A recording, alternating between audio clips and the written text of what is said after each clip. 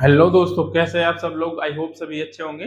तो हमने जो है लास्ट लेक्चर में जो है सेक्शन नंबर 12 कंप्लीट कर लिया था डीवी एक्ट का, जो कि बहुत इंपॉर्टेंट सेक्शन था।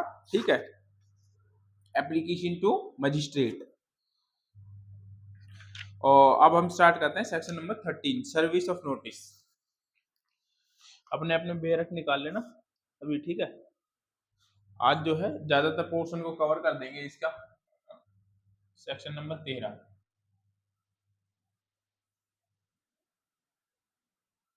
Service of notice. तो बोलते हैं कि सम्मन की तामील जो है वो किस तरीके से की जाएगी। A notice of the date of hearing fixed under section 12 of the given by the magistrate to the protection officer. ये कहता है कि अंडर सेक्शन 12 के अधीन जो नोटिस इशू किया गया था, उस नोटिस को जो है मजिस्ट्रेट किसको भेजेगा? प्रोटेक्शन ऑफिसर को। Who shall get a served by which means as may be prescribed on the respondent। वो जो है उसको किसको सर्व करेगा? रेस्पोंडेंट को। तो मजिस्ट्रेट जो है सेक्शन 12 के अधीन जो नोटिस इशू करता है, उस नोटिस को किसको भेजेगा? इसको प्रोटेक्शन ऑफिसर को। ठीक है, अब ये प्रोटेक्शन ऑफिसर जो होगा, ये जो है आगे सम्मन को लेकर के जाएगा और रेस्पोंडेंट को जो है इसका सर्विस करेगा। ठीक है, प्रोटेक्शन ऑफिसर को ये सम्मन भेजेगा। आगे कहता है and on any other person. और मजिस्ट्रेट फिर ये भी कहता है, और आगे ये भी कहता है कि यदि मजिस्ट्रेट चाहे तो किसी एनी अदर पर्सन को, किसी अदर पर्सन को भी जो है सम्मन की तामील कर, अदर पर्सन से भी सम्मन की तामील करवा सकता है। बट जनरली जो है मजिस्ट्रेट प्रोटेक्शन ऑफिसर को ही जो है इसको देता है, और वो प्रोटेक्शन ऑफिसर ही रेस्पोंडेंट को इस सम्मन को सर्व करवाता है, उसकी तामील करवाता है। बट यदि कोर्ट चाहे तो वो किसी अनोदर व्यक्ति से भी जो है सम्मन की तामील करवा सकती है। उसके बाद कहता है by the magistrate within a maximum period of 2 days, such further reasonable time may be allowed by the magistrate from the date of the receipt। तो ये बात करता है कि जो नोटिस की तामील होगी ना, ये मैक्सिमम 2 दिन के अंदर की जानी चाहिए। कितने दिन के अंदर? Maximum 2 days. याद रखना, प्री के लिए क्वेश्चन बनता है कि according to the DV act जो नोटिस की तामील होती है वो कौन करता है और कितने दिन के अंदर होनी चाहिए। तो मैक्सिमम जो तामील होगी ना, वो सम्मन की 2 दिन के अंदर होनी चाहिए। और यदि 2 दिन के अंदर नहीं होती है तो फर्दर रीजनेबल टाइम में भी अलाउ बाय द मजिस्ट्रेट। और तो जो है मजिस्ट्रेट जो होगा वो फर्दर टाइम जो है अलाउ कर देगा, यदि नहीं हो पाती है तो किसी कारणवश। ठीक है, फर्दर टाइम को वो अलाउ कर देगा। मान लीजिए कि 2 दिन का टाइम पीरियड तो है, लेकिन 2 दिन तक इतनी तेज वर्षा होती रही, बारिश वर्षा होती रही कि जो है कहीं किसी के पास निकलने का मौका तक नहीं मिला, या फिर कुछ भूकंप वगैरह आ गए, कुछ एक्स्ट्रा ऑर्डिनरी कुछ चीजें हो गई जिसकी वजह से जो है तामील नहीं की गई। तो अब उस कंडीशन में मजिस्ट्रेट जो है कुछ टाइम और अलाउ कर सकता है, लेकिन जनरली जो है आपको 2 दिन में ही जो है इसकी तामील करनी पड़ेगी। उसके बाद संरक्षण अधिकारी द्वारा की गई सूचना की तामील की घोषणा ऐसे प्रारूप में जो विहित की जाए, इस बात का सबूत होगी कि ऐसी सूचना की तामील प्रत्याशी और मजिस्ट्रेट द्वारा निर्देश किसी अन्य व्यक्ति पर करा दी गई है जब तक कि प्रतिकूल साबित न कर दी जाए। तो ये जो ये कहता है कि नोटिस इशू करने के बाद रेस्पोंडेंट को जब सौंप दिया गया, सॉरी प्रोटेक्शन ऑफिसर को, तो इसका मतलब ये समझा जाएगा कि नोटिस की तामील हो गई है वहां से आने के बाद, जब तक कि रेस्पोंडेंट ये चीज प्रूव ना कर दे कि उसके पास नोटिस नहीं आया था, तब तक ये प्रिज्यूम किया जाएगा कि उसको जो है नोटिस की तामील हो गई है। इतनी सी बात करता है। उसके बाद आता है सेक्शन नंबर 14 पर, जो बात करता है काउंसलिंग की। ठीक है, परामर्श बोलते हैं हिंदी में इसको, कि कोर्ट जो है किसी व्यक्ति से जो है, सॉरी ऐसा नहीं है, गलत बोल गया, ये देखते हैं सेक्शन नंबर 14। ये बात करता है परामर्श की, काउंसलिंग। ठीक है, ये क्या कहता है? मजिस्ट्रेट इस अधिनियम के अधीन कार्यवाही के किसी स्टेज पर प्रत्यार्थी या व्यथित व्यक्ति को अकेले या संयुक्त सेवा प्रदाता के साथ के किसी सदस्य से जो परामर्श में ऐसी योग्यता और अनुभव रखता है विहित किए जाए परामर्श लेने का निर्देश दे सकता है। तो मजिस्ट्रेट ये क्या कहता है कि मजिस्ट्रेट जो है वो एनी स्टेज पर, किसी भी स्टेज पर जो है, यदि उनको लगता है कि जो है क्या हो सकता है, कॉम्प्रोमाइज के चांसेस हो सकते हैं, तो वो क्या करेगा? रेस्पोंडेंट और अग्रीव्ड पर्सन को, कौन कौन याद रखना, रेस्पोंडेंट और एग्रीव्ड पर्सन,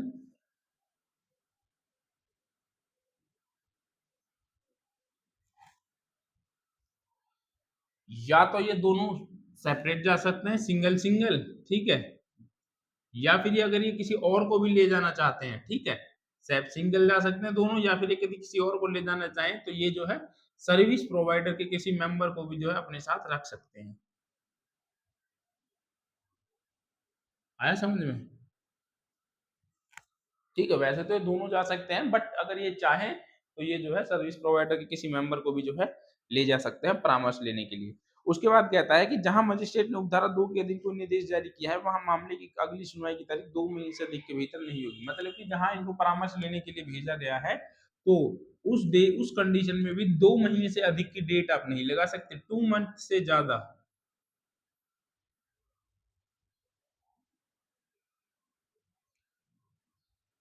डेट नहीं दे सकते। आया समझ में? परामर्श भी देना है तब भी जो है आप 2 महीने से ज्यादा की डेट नहीं देंगे। उसके बाद आता है सेक्शन नंबर 15, कल्याण विशेषज्ञ की सहायता। इसको बोलते हैं असिस्टेंस ऑफ वेलफेयर एक्सपर्ट। जो वेलफेयर एक्सपर्ट होते हैं, कोर्ट जो है उनकी हेल्प कब ले सकता है और किन कंडीशंस में लेता है, क्यों लेता है, ठीक है। जब कोर्ट को किसी चीज को समझना हो, कोई ऐसी चीज आ जाती है कोर्ट के सामने, तो वो जो है तो वो क्या कर सकता है, तो वो असिस्ट ले सकता है किससे, वेलफेयर एक्सपर्ट्स जो होते हैं उनसे जो है वो सहायता ले सकता है। इतनी सी ये सिंपल आप पढ़ लेना, बिल्कुल सिंपल है, ठीक है, छोड़ रहा हूँ मैं। उसके बाद सेक्शन 16 है, कार्यवाही को बंद कमरे में किया जाना। मजिस्ट्रेट को यदि ठीक लगता है तो वो जो है प्रोसीडिंग्स को बंद कमरे में कर सकता है, इतनी बात करता है। उसके बाद आते हैं सेक्शन 17, साझी गृहस्थी में निवास करने का अधिकार।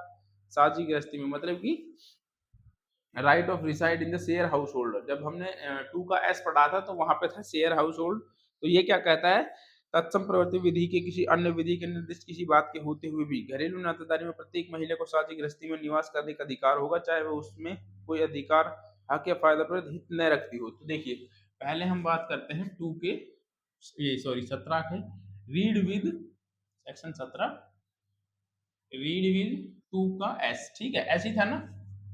तो ये क्या कहता है, तो इसका फर्स्ट क्लॉज ये कहता है, फर्स्ट क्लॉज कहता है कि वो जो होगा रेस्पोंडेंट जो होगा, जिसके साथ में जो है क्या हुई है, घरेलू हिंसा हुई है, वो उस महिला को जो है उस घर से नहीं निकाल सकता, चाहे कि उस प्रॉपर्टी पर उसका कोई हक हो या नहीं हो, ठीक है। पहला, प्रॉपर्टी से नहीं निकाल सकता,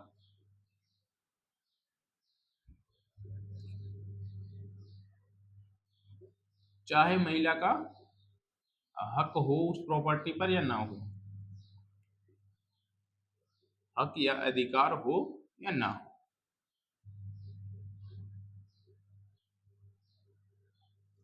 शेयर हाउस होल्ड, साझी गृहस्थी में से बात करें, ठीक है, यहाँ पे जो प्रॉपर्टी का मतलब है वो साझी गृहस्थी से है, साझी गृहस्थी, तभी प्रॉपर्टी से बचना। उसके बाद सेकंड कहता है कि विधि द्वारा स्थापित प्रक्रिया के अनुसरण के अलावा कोई व्यथित व्यक्ति प्रत्याशी द्वारा साझी गृहस्थी या उसके किसी भाग से बेदखल या अपवर्जित नहीं किया जाएगा। तो मतलब कि ये बात करता है कि जो रेस्पोंडेंट सॉरी जो एग्रीड पर्सन होगा उसको जो है साझी गृहस्थी से बेदखल नहीं किया जाएगा जब तक कि लॉ अलाउ ना कर लो। लॉ अलाउ कैसे करता हो, इन दोनों का डाइवोर्स हो गया हो, तब तो जो है उन दोनों को सेपरेट ही रहना पड़ेगा। कोर्ट ने ऑर्डर दे दिया कि जो है रेस्पोंडेंट एग्रीड पर्सन को जो है अलग रहने दिया जाए, तो उस कंडीशन में जो है वो अलग रह सकते हैं, अदरवाइज जो है उनको साझी गृहस्थी से अलग नहीं या बेदखल नहीं किया जाएगा। अब आते हैं हम सेक्शन नंबर 18 पर, जो कि बहुत इंपॉर्टेंट है, ठीक है, प्रोटेक्शन सॉरी प्रोटेक्शन ऑर्डर। इसको जो है हमें बहुत अच्छे से पढ़ना है, जैसे हमने सेक्शन 12 को पढ़ा था सेम उसी तरीके से इसको पढ़ना है। ये भी अपने आप में इंपॉर्टेंट है, कुछ सेक्शन यहाँ से, ठीक है। सेक्शन 18, रीड विद सेक्शन 2 का ओ, वही है ना, देख लेना एक बार, ठीक है, मुझे तो वही लगता है। प्रोटेक्शन ऑर्डर, ठीक है, हाँ 2 का वही है। तो ये क्या करता है, ये बात करता है प्रोटेक्शन ऑर्डर, संरक्षण आदेश।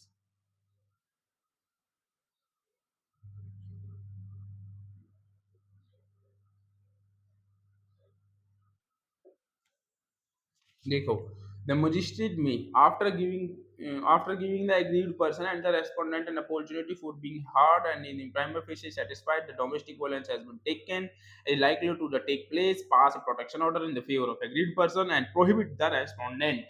तो ये बात करता है कि मजिस्ट्रेट जो होगा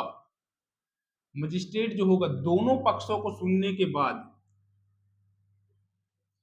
दोनों पक्षों को सुनने के बाद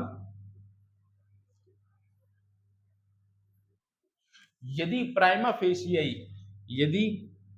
फेसिया मजिस्ट्रेट को लगता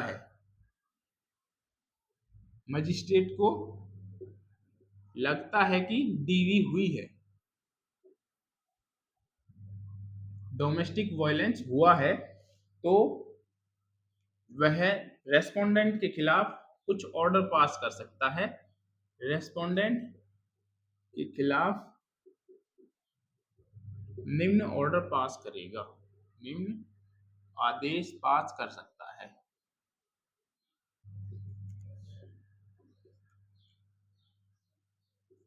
ठीक है, यदि जो है दोनों पार्टीज को सुनने के बाद में मजिस्ट्रेट को प्राइमा फेसिया ये लगता है कि किसी एग्रीड पर्सन के साथ जो है क्या हुआ, डोमेस्टिक वायलेंस हुआ है, तो वो कुछ ऑर्डर पास कर सकते हैं। जो ऑर्डर क्या क्या होंगे? फर्स्ट ए क्या कहता है? Committing any act of domestic violence, घरेलू हिंसा के कार्य को करना।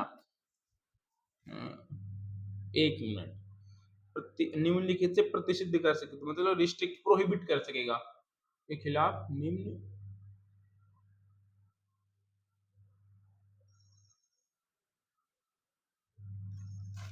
यहाँ पे लिख लो, निम्न के आगे लिख लेना, ठीक है, प्रतिषिद्ध लिख लेना, इसको बोलते हैं प्रोहिबिट। ठीक है, निम्न प्रतिषिद्ध आदेश पास कर सकता है।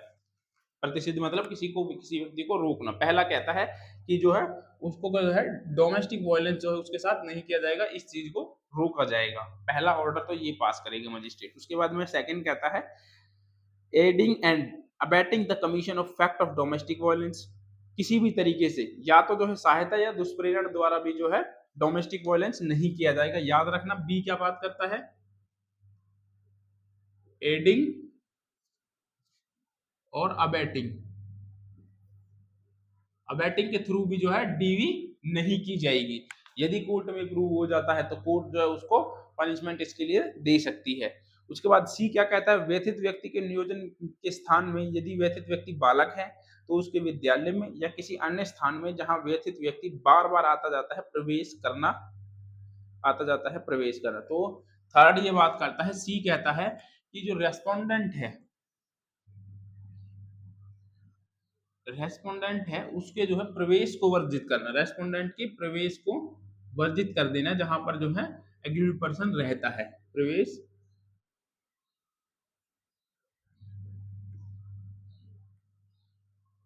को रोकना।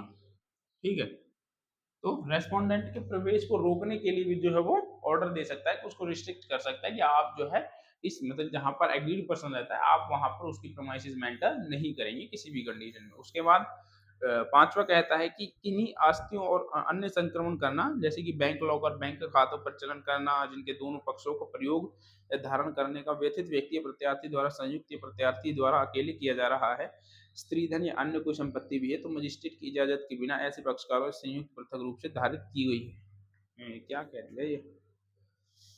alienating any assets, operative bank lockers, bank accounts used, held on enjoined both of the parties jointly। हाँ, तो ये बात करता है कि मजिस्ट्रेट जो है ना वो एलिनेट कर सकता है, रोक लगा सकता है यदि कोई ऐसी प्रॉपर्टी है जिन पर जो है उन दोनों को राइट है, जैसे कि जॉइंट बैंक अकाउंट है उसमें कोई प्रॉपर्टी है, ठीक है, लॉकर रखा हुआ है उसमें कोई प्रॉपर्टी है, कोई स्त्री धन है, तो उसके प्रयोग पर जो है मजिस्ट्रेट रोक लगा सकता है अपने आदेश द्वारा, कोर्ट की परमिशन के बिना जो है आप उसको यूज नहीं कर सकते। तो ये कहता है। उसके बाद में छठा कहता है आश्रितों अन्य नातेदारियों के किसी ऐसे व्यक्ति को या व्यथित व्यक्ति को घरेलू हिंसा के विरुद्ध सहायता देता है के साथ हिंसा कारित करना। अन्य आश्रितों या किसी ऐसे व्यक्ति को जो व्यथित व्यक्ति को घरेलू हिंसा के विरुद्ध सहायता देता है के साथ हिंसा कारित करना।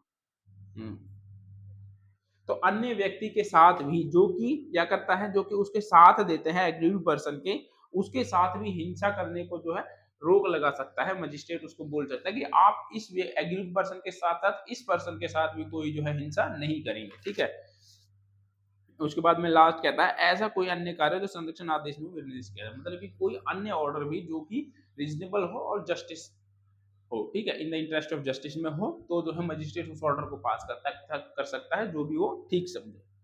तो ये था हमारा सेक्शन नंबर 18 प्रोटेक्शन ऑर्डर। जब हम सेक्शन 12 में जो है कोई एप्लीकेशन मजिस्ट्रेट के सामने लगाते हैं तो मजिस्ट्रेट जो है सबसे पहले क्या करेगा, यदि आपने प्रोटेक्शन मांगी है तो वो जो है प्रोटेक्शन ऑर्डर पास करेगा। यदि उसको लगता है प्राइमरी फेसी कि कोई डोमेस्टिक वायलेंस हुआ है तो उस कंडीशन में वो ऑर्डर पास कर देगा।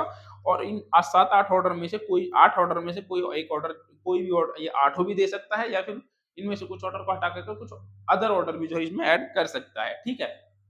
आठों को याद रखना, सारे याद होने चाहिए। मैं शॉर्ट में लिख देता हूँ इसमें, ठीक है। हाँ, सॉरी, डी में इसमें ये क्या था, मैंने ये छोड़ दिया था ना, मौखिक या लिखित, ठीक है। मौखिक या लिखित या इलेक्ट्रॉनिक, मौखिक या लिखित रूप में भी जो है किसी भी तरीके से या इलेक्ट्रॉनिक क्या नहीं करेगा, दूरभाषा से संपर्क नहीं करेगा।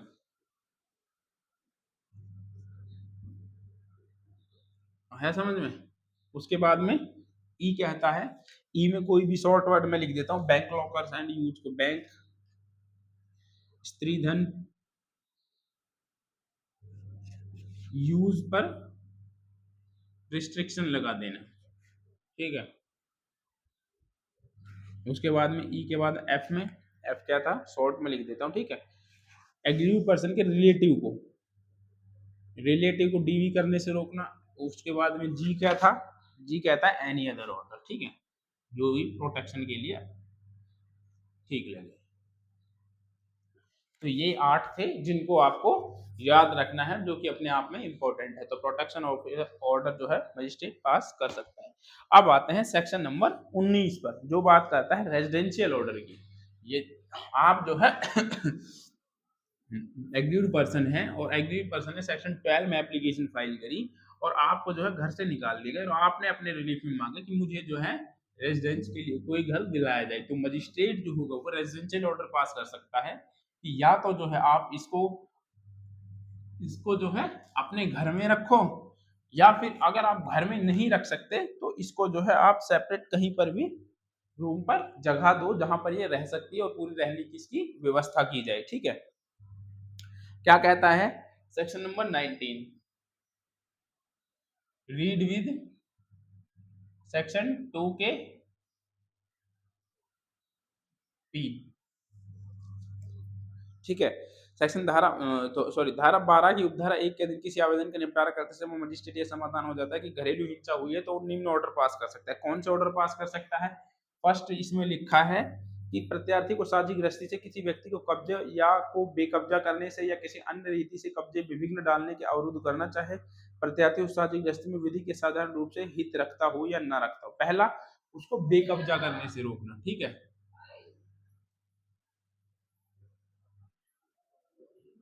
बेकब्जा करने से रोकना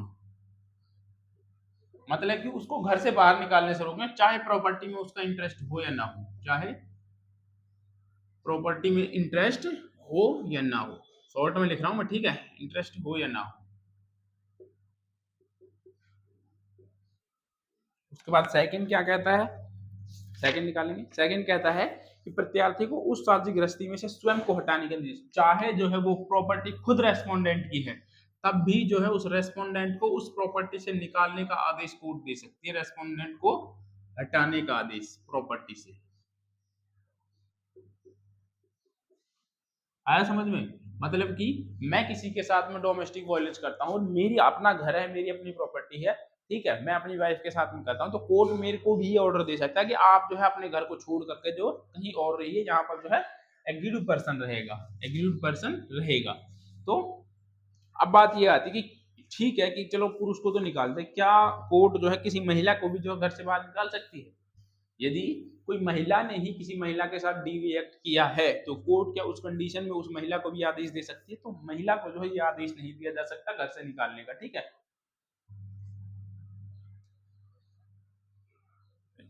रेस्पोंडेंट को साझी गृहस्थी से, ये नहीं लिखा मैंने, इसको लिख लेना, साझी गृहस्थी से हटाने का आदेश। उसके बाद थर्ड कहता है प्रत्यार्थी या उसके नातेदारों को साझी गृहस्थी के किसी भाग में जिसे व्यथित व्यक्ति निवास करता है प्रवेश करने से अवरुद्ध करना। रेस्पोंडेंट और रिलेटिव रेस्पोंडेंट के, ठीक है, उनको जो है जहां पर एग्रीड पर्सन रहता है, घर के जिस भाग में रहता है वहां पर उनके प्रवेश को जो है वो अवरुद्ध कर सकता है कि आप जो है इसके कमरे में या तो नहीं जाएंगे या फिर जो है आप इससे नहीं मिलेंगे, अवरुद्ध कर सकता है प्रवेश को। आया समझ में, रिस्ट्रिक्ट कर सकता है।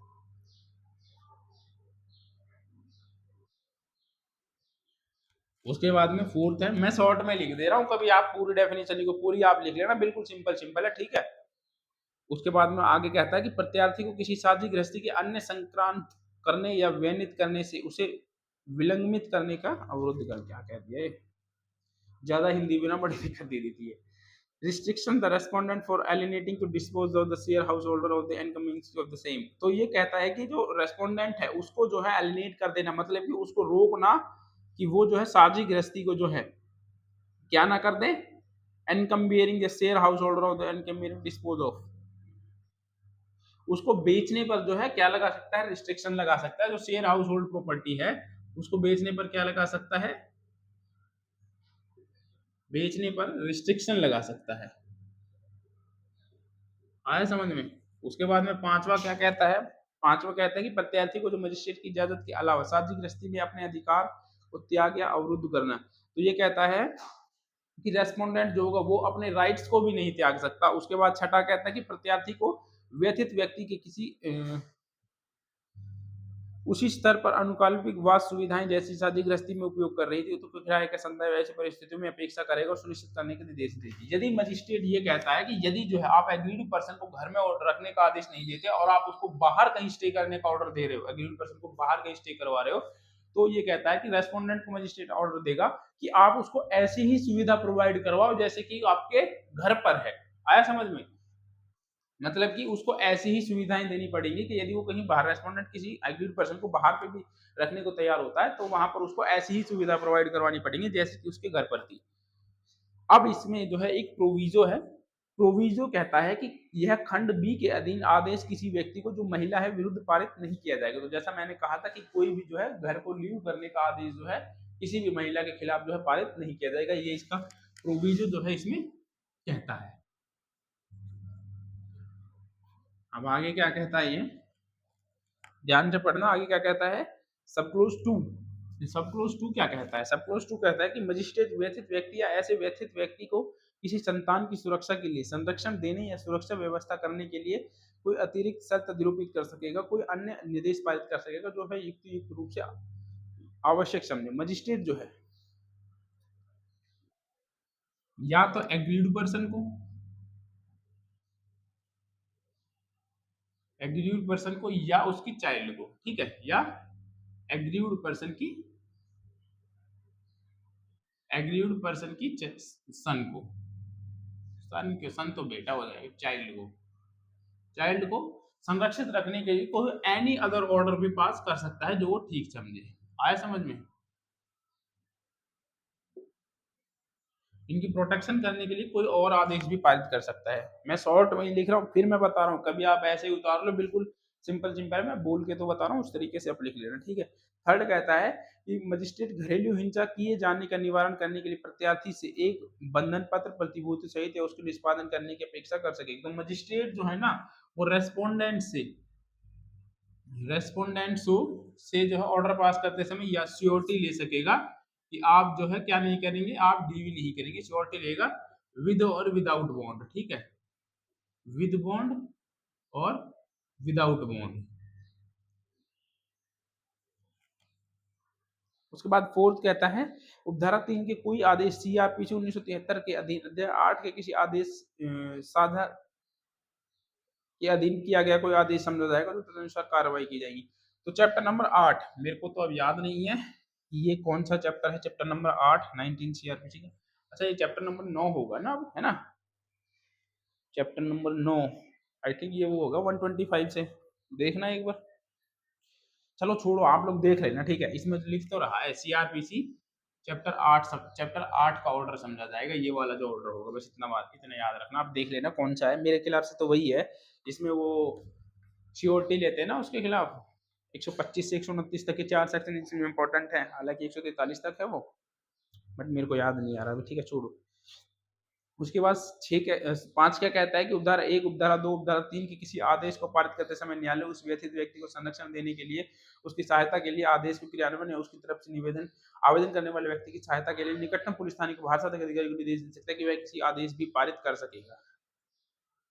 तो मतलब कि जब कोर्ट ने ये सारे ऑर्डर पास कर दिए, ठीक है, उसके रेजिडेंस के लिए, प्रोटेक्शन के लिए, तो ये क्या कहता है, 5वां कहता है कि वो जो नजदीकी पुलिस स्टेशन है ना, उसको भी ये ऑर्डर पास कर सकता है कि आप जो है ये चीज देख करके रखिए कि एग्रीड पर्सन इन कंडीशंस को फॉलो अप कर रहा है या नहीं कर रहा है, कहीं उसके साथ में दोबारा से जो है डोमेस्टिक वायलेंस नहीं हो जा रहा है। तो इस चीज को सुनिश्चित करने के लिए पुलिस को भी जो है कोर्ट ऑर्डर इश्यू कर देगी, ठीक है, और उसको भी जो है आदेश दे सकती है। उसके बाद 6 क्या कहता है, उपधारा 1 के अधीन किसी आदेश करते समय मजिस्ट्रेट पक्षकारों की वित्तीय आवश्यकताओं और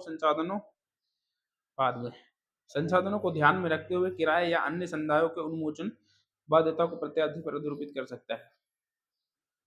जो भी एक्सपेंसिव होंगे ना, एक्सपेंसेस होंगे, ठीक है, एक्सपेंसेस की बात करता है कि जितने भी खर्चे होंगे ना, जैसे कुछ भी हो, उसको जो है वो रेस्पोंडेंट पर मजिस्ट्रेट सौंप सकता है कि आप जो है इनके सारे खर्चे उठाएंगे, चाहे मेडिकल का हो, पढ़ाई लिखाई का हो, घर का हो, खाने पीने का हो, सारा खर्चा रेस्पोंडेंट उठाने का आदेश दे सकता है। उसके बाद में 7 कहता है कि मजिस्ट्रेट उस पुलिस थाने के भाषा अधिकारी को जिसके अधिकारिता में संरक्षण आदेश के क्रियान्वयन में सहायता करने के लिए मजिस्ट्रेट ने निर्देश दिया है, निर्देश दे सकेगा, पुलिस को ऑर्डर दे सकेगा।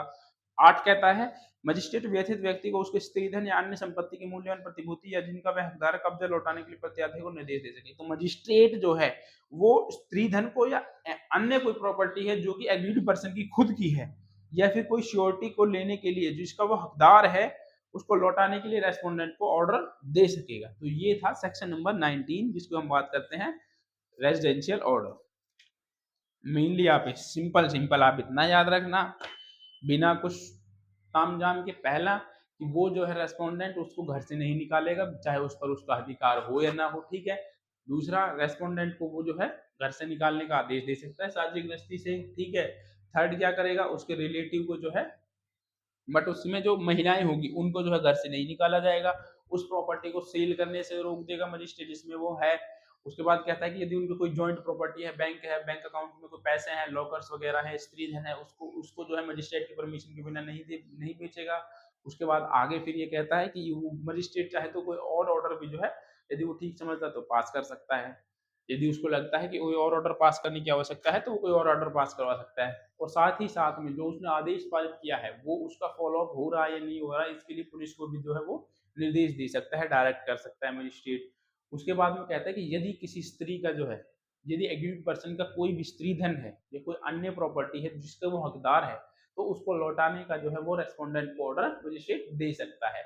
और मजिस्ट्रेट जो है रेस्पोंडेंट को छोड़ते समय श्योरिटी ले सकता है विद बॉन्ड और विदाउट बॉन्ड, ये आप जो है आगे से ऐसा नहीं करेंगे, ठीक है, इस चीज के लिए श्योरिटी ले सकता है। आगे करवाओगे, आज के लिए बहुत है, कितनी हो गई, 28 की बनी है वैसे तो, चलो मॉनिटरी रिलीफ करवा दें। मॉनिटरी रिलीफ में कुछ भी नहीं है वैसे, आज 2 हो गए, 21।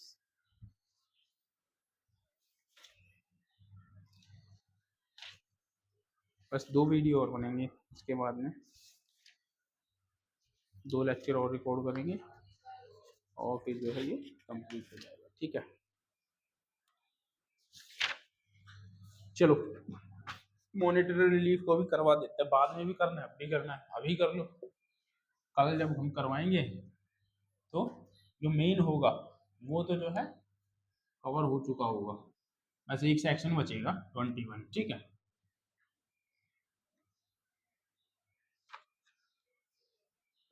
सेक्शन नंबर 20, धन्य अनुतोष।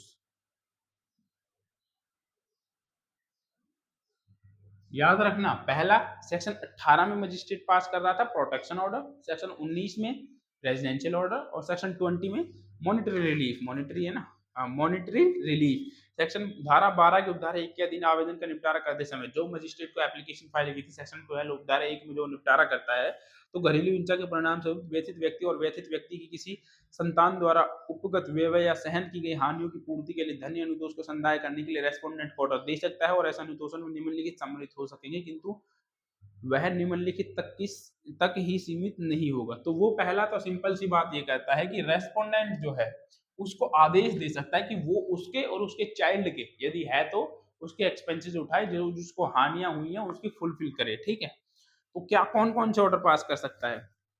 पहला कह सकता है इन लॉस ऑफ अर्निंग, पहला लॉस ऑफ अर्निंग रेस्पोंडेंट को है ये, जो उसको लॉस हुआ है ना उसका खर्चा वो उठाए।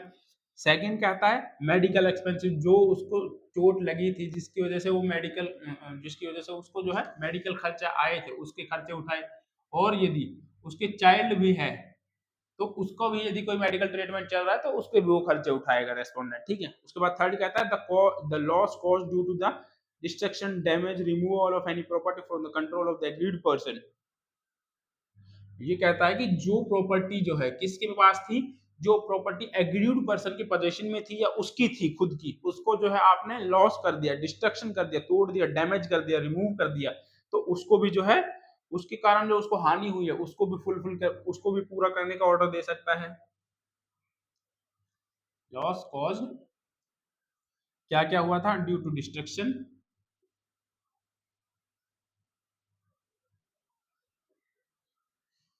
डैमेज, ठीक है, आगे कहता है रिमूवल एनी प्रॉपर्टी जो कि एग्रीड पर्सन की थी। ठीक है, इसकी वजह से उसको क्या हुआ, लॉस हो गया from the control of agreed person, from the control of agreed person. Simple है, ज्यादा कुछ नहीं है इन सेक्शंस में। ये चीज तो आप जो है एक बार में वैसे ही आपको याद हो गई, बिना कुछ पढ़े भी आप जो है एक बार में याद हो जाएंगे, आपके रट जाएंगे दिमाग में। उसके बाद कहता है कि व्यथित व्यक्ति के साथ साथ उसकी संतान यदि कोई हो जिसके भरण पोषण के लिए सीआरपीसी की धारा 125 के तहत किसी अन्य विधि के अधीन कोई आदेश या भरण पोषण के अतिरिक्त कोई आदेश सम्मिलित है, तो वो कहता है कि जो कोई चाइल्ड है ना तो उसके जो है सीआरपीसी 125 और बीएनएस 144, बीएनएसएस 144, ठीक है, उसके तहत भी कोई जो है चाइल्ड है तो उसको मेंटेनेंस का ऑर्डर दे सकता है मजिस्ट्रेट।